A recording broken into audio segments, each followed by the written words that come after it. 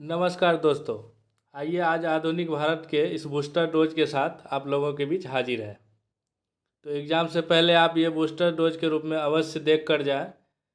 आपको quick revision में बहुत ही फ़ायदा मिलेगा। ये आप बहुत कम समय में पूरा मॉडर्न हिस्ट्री को आप क्विक रिवीजन कर पाएंगे। तो आज हम पहला पार्ट लेकर आए हैं। इसका आगे दूसरा पार्ट भी हम लाएंगे। अभी पहले पार्ट को शुरू करते हैं। तो चलिए शुरू करते हैं। सबसे पहले भारत आया था, तो सबसे पहले पुर्तगाली भारत आया था। तो ये वास्को डी गामा, पुर्तगाली जो है वास्को डी गामा सबसे पहले 1498 ईस्वी में पश्चिमी तट जो है कालीकट पहुंचा, जहां पर हिंदू राजा जमोरिन ने उसका भव्य स्वागत किया। फिर वापस यहाँ से वो मसाले भर कर गया। उसके बाद फिर वहाँ पे बहुत ज़्यादा जब उसको फ़ायदा दिखा इस चीज़ का, तो दोबारा वास्को डी गामा भारत 1502 में फिर से आया। पुर्तगालियों ने अपनी पहली व्यापारिक कोठी कोचीन में 1503 में स्थापित की। भारत में पहला पुर्तगाली गवर्नर बनकर फ्रांसिस्को दी अल्मीरा 1505 में नियुक्त होकर आया। शांत जल की नीति ब्लू वाटर पॉलिसी अल्मीरा के द्वारा लाया गया। पुर्तगाली शक्ति का वास्तविक संस्थापक माना जाता है Francisco de Alfonso de Albuquerque को, क्योंकि ये अपने समय में ही पुर्तगालियों को बहुत अधिक चरम सीमा पर पहुंचाने का काम किया। उसके बाद पुर्तगाली फिर 1510 में गोवा पर कब्जा कर लेता है। चलिए अब आते हैं डच के बारे में जानना शुरू करते हैं। तो डच लोग भारत कब आए, तो ये 1596 ईस्वी में भारत आया। डच निवासी एक्चुअली में क्या था, नीदरलैंड या हॉलैंड देश से आया हुआ निवासी को डच लोग बोला जाता था। तो पहला डच यात्री कौन था, तो कर्नेलियन हाउटमैन पहला डच यात्री था। अब आइए ईस्ट इंडिया कंपनी के बारे में जान लेते हैं। तो ईस्ट इंडिया कंपनी की स्थापना 1600 ईस्वी में की गई। डच ने अपनी पहली फैक्ट्री व्यापारी कोठी फैक्ट्री जो है वो मसूलीपट्टनम में 1605 में स्थापित की। नेक्स्ट आते हैं, देखते हैं अहमदनगर का विलय। तो ये अहमदनगर का विलय कब हुआ, 1632 ईस्वी में। डचों का भारत में पतन, तो डच का भारत में पतन और अंग्रेज के मध्य दो बेदरा का युद्ध 1759 ईस्वी में। तो इसके माध्यम से हुआ डच का पतन भारत में, जब 1759 में अंग्रेज और डच के बीच में बेदरा का युद्ध हुआ। अभी देखते हैं आगे। अंग्रेज ने 1613 ईस्वी में अपनी पहली अस्थाई फैक्ट्री सूरत में स्थापित की। ये किसके, जहांगीर के अनुमति से 1613 में सूरत में स्थापित की। आगे देखते हैं, अंग्रेजी यूरोपीय शासन में अफीम सोरा का जो है सबसे प्रसिद्ध स्थान कौन सा था, तो वो बिहार था। तो बिहार सोरा के लिए उस समय में बहुत फेमस था। भारत आने वाला जो प्रथम जहाज जिसका नाम रेड ड्रैगन था, तो ये भारत आने वाला प्रथम जहाज था। भारत में फ्रांसीसियों की प्रथम फैक्ट्री, तो अंग्रेज का तो देख लिया हम लोग। अभी फ्रांसीसियों का प्रथम फैक्ट्री कहाँ स्थापित हुआ था, तो ये 1668 में सूरत में फ्रैंको केरो द्वारा स्थापित किया गया था दोस्तों। अभी प्रथम फ्रांसीस गवर्नर बन के कौन आया, तो ये डुप्ले आया। तो डुप्ले प्रथम फ्रांसिस के गवर्नर बन के आया। चलिए अब पांडिचेरी का स्थापना देख लेते हैं। तो 1674 ईस्वी में फ्रांसिस मार्टिन के द्वारा पांडिचेरी का स्थापना किया गया। तो अंग्रेजों द्वारा पांडिचेरी पर फिर अधिकार कर लिया गया 1761 ईस्वी में। उसके बाद देखिए कलकत्ता नगर की स्थापना, तो ये जॉब चार्नॉक ने 1690 ईस्वी में कलकत्ता नगर की स्थापना किया। 3 कर्नाटक युद्ध हुआ अंग्रेज और फ्रांसीसी के बीच। तो ये 3 कर्नाटक युद्ध देख लेते हैं। प्रथम कर्नाटक युद्ध 1746 से 48 ईस्वी तक चला। ये जो है एक्सला सापेल की संधि के तहत इस युद्ध का जो है समापन किया गया एक्सला सापेल की संधि के तहत। उसके बाद द्वितीय कर्नाटक युद्ध, ये चलता है 1749 से 54 ईस्वी तक, और इसकी समाप्ति होती है पांडिचेरी की संधि से।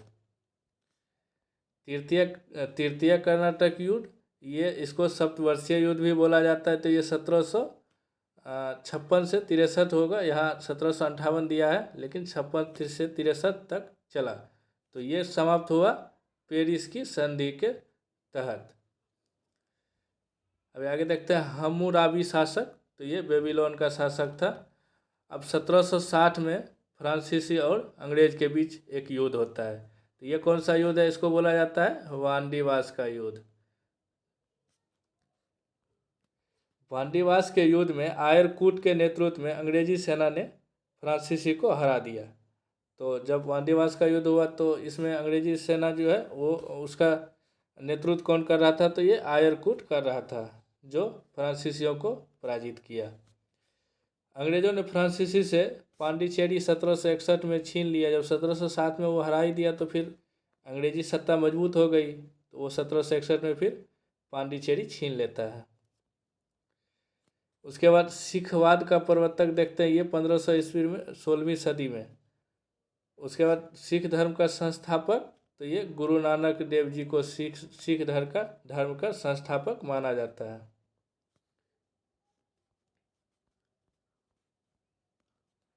गुरु नानक देव जी का जन्म 1669 में तलवंडी, जो अभी पाकिस्तान में है, वर्तमान में इसको ननकाना साहिब के नाम से हम लोग जानते हैं। तो नानक जी के पिता का नाम क्या था? मेहता कालूचंद। तो ये गुरु नानक जी के पिता का नाम था। गुरु नानक जी की माता का नाम तृप्त्या देवी थी। संगत, जिसको धर्मशाला बोला जाता है, संगत को धर्मशाला और पंगत को लंगर बोला जाता है। तो ये दोनों को स्थापित करने का काम गुरु नानक देव जी द्वारा किया गया। अभी देखते हैं गुरु नानक देव जी का मृत्यु 1539 ईस्वी में करतारपुर, जो अभी पाकिस्तान में, वर्तमान पाकिस्तान में है, वहाँ पे इनकी मृत्यु हो गई। आगे देखते हैं गुरु नानक देव जी का उत्तराधिकारी, तो गुरु अंगद जी उसके उत्तराधिकारी हुए, जो गुरुमुखी लिपि का जनक है। तो गुरुमुखी लिपि किसके द्वारा? तो गुरु अंगद देव जी के द्वारा चालू किया गया। चलिए अब देखते हैं अकबर ने 500 बीघा जमीन, तो ये 500 बीघा जमीन किसको दिया? तो सिख के चौथे गुरु जो रामदास थे, तो सिख के चौथे गुरु रामदास जी को अकबर के द्वारा 500 बीघा जमीन दान में दिया गया। उसके बाद गुरु अर्जुन देव, जो कि सिख के 5वें गुरु थे, इन्हें आदि ग्रंथ की रचना की। खुद को सच्चा बादशाह कहा, तो ये कौन कहा? गुरु अर्जुन देव जी ने खुद को सच्चा बादशाह कहा। श्री हरमंदिर साहब, तो ये स्वर्ण मंदिर जो है अमृतसर में, ये श्री हरमंदिर साहब के नाम से गुरु अर्जुन देव जी ने बनवाया। स्वर्ण मंदिर की नींव कौन रखी? तो स्वर्ण मंदिर की नींव जो है साईं मियाँ मीर ने रखी थी। गुरु अर्जुन देव को मृत्युदंड जहांगीर के द्वारा गुरु अर्जुन देव को मृत्युदंड दे दिया गया। अकाल तख्त साहिब की स्थापना गुरु हरगोविंद साहब जी द्वारा किया गया। तो गुरु हरगोविंद साहब जी द्वारा अकाल तख्त की स्थापना किया गया। अब गुरु तेग बहादुर जो है वो, इसको ये किस नाम से फेमस हुए? तो हिंद की चादर के नाम से गुरु तेग बहादुर जी फेमस हुए। गुरु तेग बहादुर जी को औरंगजेब के द्वारा मृत्युदंड दे दिया गया। अब खालसा पंथ की स्थापना एवं गुरु प्रथा को समाप्त किया, ये कौन किया? तो गुरु गोविंद सिंह। तो गुरु गोविंद सिंह जो सिख के 10वें गुरु थे, उन्होंने खालसा पंथ की स्थापना किया और गुरु प्रथा को समाप्त कर दिया कि इसके बाद गुरु का प्रथा नहीं चलेगा। सिखों के अंतिम गुरु गुरु गोविंद सिंह जो है, ये इसका जन्म 1666 ईस्वी में पटना में हुआ था। सिखों के अंतिम गुरु गुरु गोविंद सिंह की थे, तो इसका निधन भी जो है 1708 ईस्वी में नांदेड़ महाराष्ट्र में हुआ। तो देखिए इसका जन्म कहाँ हुआ? 1666 में 66 में पटना में हुआ दोस्तों, और 1708 ईस्वी में नांदेड़ महाराष्ट्र में इनकी मृत्यु हुई। तो इसके बाद जो है गुरु अर्जुन देव, गुरु गोविंद सिंह का अगला गुरु, तो गुरु अर्जुन देव द्वारा स्थापित गुरु ग्रंथ साहिब को अगला गुरु मान लिया गया। तो गुरु ग्रंथ साहिब को अर्जुन देव स्थापित किए थे, और गुरु गोविंद सिंह के बाद गुरु ग्रंथ साहिब को ही अगला गुरु मान लिया गया। चलिए आगे देखते हैं रंजीत सिंह का जन्म। अब ये रंजीत सिंह कहाँ के, तो ये पंजाब के राजा शासक थे। तो इसका जन्म जो है 2 नवंबर 1780 ईस्वी को सुकरचकिया मिसल के मान सिंह के घर हुआ। तो ये रंजीत सिंह किससे जुड़े हुए थे, सुकरचकिया मिसल से जुड़े हुए थे। रंजीत सिंह का उत्तराधिकारी, तो खरक सिंह जो है वो रंजीत सिंह का उत्तराधिकारी बना। तो इसके बाद देखते हैं सिख राजा का अंतिम, तो सिख राज का अंतिम राजा दिलीप सिंह, कौन हुआ, सिख राज का अंतिम राजा दिलीप सिंह हुआ। अमृतसर की संधि, तो ये अमृतसर की संधि जो है महाराजा रंजीत सिंह और अंग्रेज के बीच, तो अंग्रेज शासक कौन था इसमें, तो ये चार्ल्स मेटकाफ के बीच 25 अप्रैल 1809 ईस्वी को हुई थी।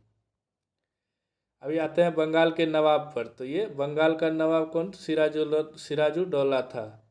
अभी इसके समय में काल कोठरी ब्लैक होल की घटना घटी, जो 20 जून 1756 ईस्वी को घटित हुई।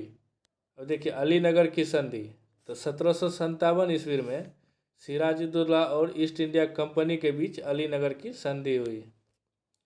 उसके बाद दस्तक प्रथा को समाप्त, तो मीर कासिम द्वारा दस्तक प्रथा को समाप्त कर दिया गया। वहीं 23 जून 1757 ईस्वी को अंग्रेज सेनापति रॉबर्ट क्लाइव और बंगाल के नवाब सिराजुद्दौला के बीच युद्ध हुआ, जिसमें सिराजुद्दौला की हार हुई। सिराजुद्दौला का सेनापति मीर जाफर था, जिन्होंने सिराजुद्दौला को धोखा दिया, जिसके वजह से सिराजुद्दौला की हार हुई। अभी आते हैं प्लासी का मैदान, ये कहाँ स्थित है, तो ये बंगाल में स्थित है प्लासी का मैदान। तो मीर जाफर बंगाल का नवाब कब बना था, वो 1757 ईस्वी में। चलिए नेक्स्ट आते हैं बंगाल की राजधानी मुर्शिदाबाद से मुंगेर, तो ये मीर कासिम द्वारा बंगाल की राजधानी मुर्शिदाबाद से मुंगेर स्थापित की गई।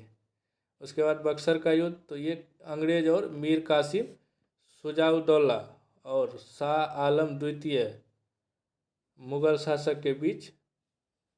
तो इसमें कौन सा, इसमें एक तरफ अंग्रेज था, एक तरफ मीर कासिम, शुजाउद्दौला और शाह आलम द्वितीय। तो ये तीनों मिलकर अंग्रेज से लड़ाई किए, लेकिन फिर भी अंग्रेज की ताकतवर सेना के आगे टिक नहीं पाया और अंग्रेज इसमें विजयी हो गए।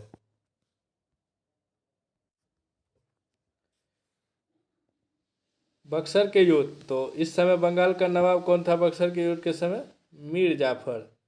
दोस्तों उस समय मीर जाफर बंगाल का नवाब था। अभी बक्सर का युद्ध 22 अक्टूबर 1764 ईस्वी में, तो बक्सर का युद्ध कब हुआ, 22 अक्टूबर 1764 ईस्वी। तो कभी कभी एग्जाम में ये डेट भी पूछ लेता है, तो इसको हम लोग ध्यान में रखेंगे। अब देखते हैं इसमें अंग्रेजी सेनापति कौन था, तो मेजर हेक्टर मुनरो। बक्सर के युद्ध में मेजर हेक्टर मुनरो अंग्रेज की तरफ से नेतृत्व कर रहा था। उसके बाद आता है इलाहाबाद की संधि। तो इलाहाबाद की प्रथम संधि जो है ये 12 अगस्त 1765 ईस्वी को, इसमें कौन कौन भाग लिए थे, तो शाह आलम द्वितीय और लॉर्ड क्लाइव के बीच में ये इलाहाबाद की संधि हुई। इसी तरह से शाह आलम द्वितीय ने ईस्ट इंडिया कंपनी को बंगाल, बिहार और उड़ीसा की दीवानी प्रदान की। तो इस संधि के बाद बिहार, बंगाल और उड़ीसा की दीवानी अंग्रेज को प्रदान की गई। इलाहाबाद की दूसरी संधि, तो ये दूसरी संधि हुई लॉर्ड क्लाइव और शुजाउद्दौला के बीच, इलाहाबाद की दूसरी संधि हुई। तो भारत में अंग्रेजी राज का संस्थापक क्लाइव को माना जाता है। बंगाल में द्वैत शासन, तो बंगाल में द्वैत शासन का शुरुआत 1765 ही माना जाता है। उसके बाद लॉर्ड क्लाइव द्वारा 1765 से 72 तक जो है बंगाल पर राज किया गया। उसके बाद बंगाल में द्वैत शासन को समाप्त किया गया 1772 ईस्वी में वारेन हेस्टिंग्स द्वारा।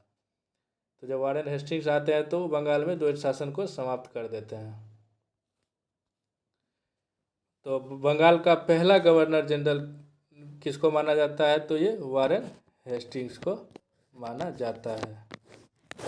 चलिए अब देखते हैं पिंडारियों का दमन। तो ये लॉर्ड हेस्टिंग्स ने किया था। पिंडारियों का दमन लॉर्ड हेस्टिंग्स द्वारा। प्रथम मदरसा की स्थापना तो ये वारेन हेस्टिंग्स ने की थी। तो ये 1781 ईस्वी में कलकत्ता में प्रथम मदरसा का स्थापना लॉर्ड वारेन हेस्टिंग्स द्वारा किया गया। उसके बाद बोलते हैं प्रथम सिविल सेवा का जनक। तो ये लॉर्ड कॉर्नवालिस को प्रथम सिविल सेवा का जनक माना जाता है। लॉर्ड कॉर्नवालिस की कब्र जो है गाजीपुर उत्तर प्रदेश में है। तो ये इंडिया में ही इसकी समाधि है, उत्तर प्रदेश में इनका कब्र है। भारत में स्थानीय स्वायत्त शासन यानी कि पंचायती राज व्यवस्था या स्थानीय स्वायत्त शासन का जनक तो ये लॉर्ड रिपन को माना जाता है। इसी के समय में इल्बर्ट बिल 1881 ईस्वी में इल्बर्ट बिल आया। फूट डालो राज करो की नीति तो ये लॉर्ड कर्जन की नीति थी। फूट करो और राज करो, फूट डालो और राज करो की नीति लॉर्ड कर्जन द्वारा लाया गया था। मानव नर बलि प्रथा पर रोक तो लॉर्ड हार्डिंग द्वारा मानव नर बलि प्रथा पर रोक लगाया गया था। भारत का पहला गवर्नर जनरल, ये इससे पहले कौन था? बंगाल का गवर्नर जनरल। अभी आया है भारत का पहला गवर्नर जनरल। तो ये कौन था? William Bentinck. अगर पूछे कि बंगाल का अंतिम गवर्नर तो वो भी विलियम बेंटिंक हो जाएगा, और भारत का प्रथम गवर्नर जनरल तो विलियम बेंटिंक। अभी सती प्रथा को समाप्त करने में महत्वपूर्ण योगदान विलियम बेंटिंक का रहा, और उनका साथ जो है राजा राम मोहन राय के सहयोग से मिला कि राजा राम मोहन राय ने इस मुद्दे को उठाया और विलियम बेंटिंक ने इसको समाप्त किया। बंगाल में 1770 ईस्वी में भयंकर अकाल पड़ा। तो ये 1770 ईस्वी में बंगाल में भयंकर अकाल पड़ा। उसके बाद देखिए हैदर अली मैसूर का शासक बना। तो अभी मैसूर पे आ गए हम लोग। 1761 ईस्वी में हैदर अली मैसूर का शासक बना था। हैदर अली की मृत्यु कब हो गई? तो 7 दिसंबर 1782 ईस्वी को हैदर अली की मृत्यु हो जाती है। हैदर अली का पुत्र जो है वो टीपू सुल्तान फिर गद्दी पर बैठता है।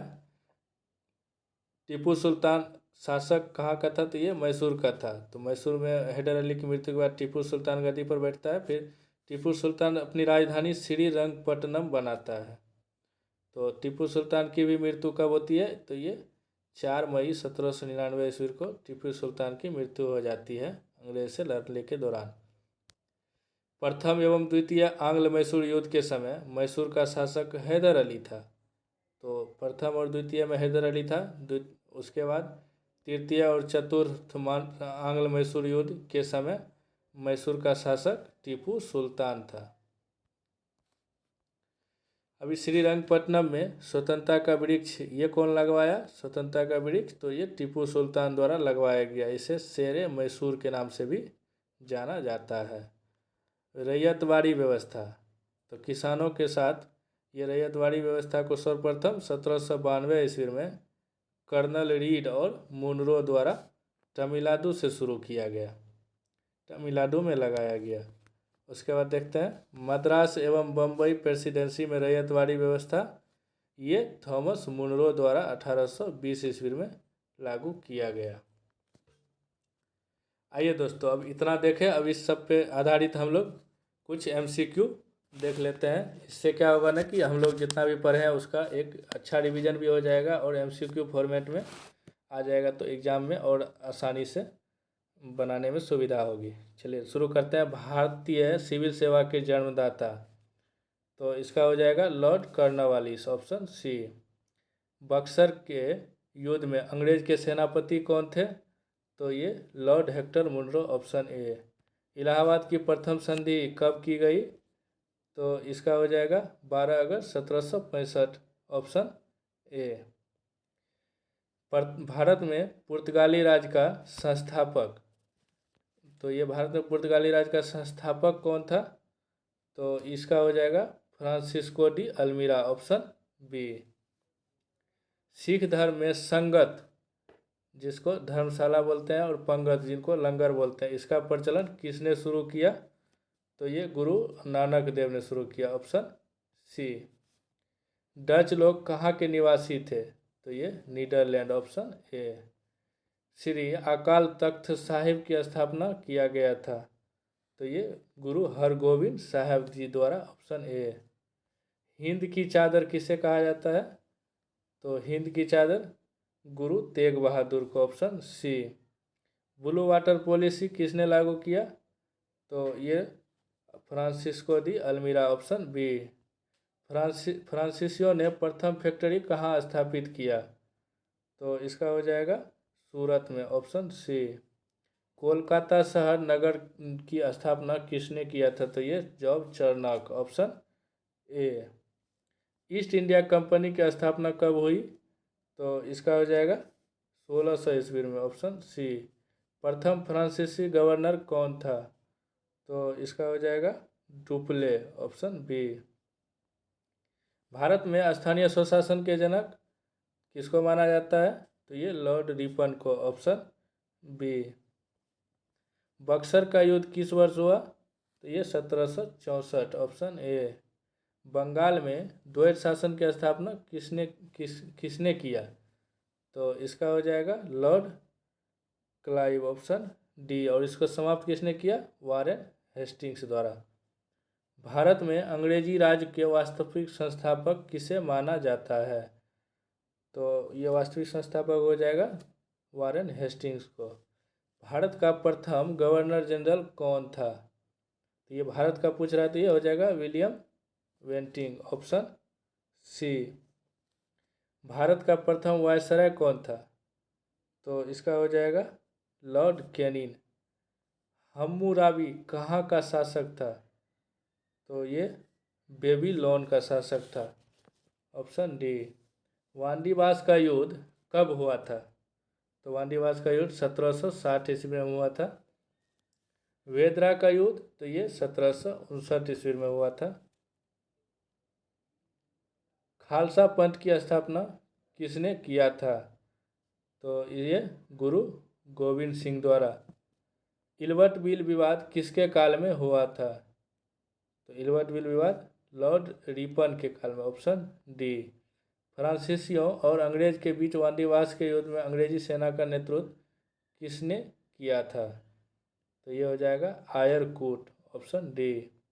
प्रथम कर्नाटक युद्ध 1746 से 48 की समाप्ति किस संधि के माध्यम से हुई? यह हो जाएगा एक्सला सेपल, ऑप्शन ए। प्लासी के युद्ध 23 जून 1757 ईस्वी में अंग्रेजी सेना का नेतृत्व किसने किया था? तो इसका हो जाएगा रॉबर्ट क्लाइव द्वारा। भारत में अस्थाई बंदोबस्त किसने लागू किया था? तो 28 का हो जाएगा कॉर्नवालिस, ऑप्शन ए। गुरु गोविंद सिंह का निधन कहाँ पर हुआ? तो इसका निधन हुआ नांदेड़, महाराष्ट्र में, ऑप्शन डी। पिंडारियों का दमन किसने किया था? तो इसका हो जाएगा दोस्तों लॉर्ड हेस्टिंग्स, ऑप्शन डी। नर बलि प्रथा पर रोक किसने लगाया? तो दोस्तों इसका हो जाएगा लॉर्ड हार्डिंग प्रथम, ऑप्शन ए। भारत में सती प्रथा का अंत किस गवर्नर जनरल के द्वारा किया गया? तो 32 का दोस्तों आंसर हो जाएगा lord William Bentinck, option D. Sirajuddaula के प्रमुख सेनापति कौन था? तो 33 का हो जाएगा दोस्तों मीर जाफर, ऑप्शन सी। श्रीरंगपट्टनम में स्वतंत्रता का वृक्ष किसने लगवाया था? तो ये टीपू सुल्तान द्वारा लगवाया गया था। तृतीय कर्नाटक युद्ध किस संधि के द्वारा समाप्त हुई?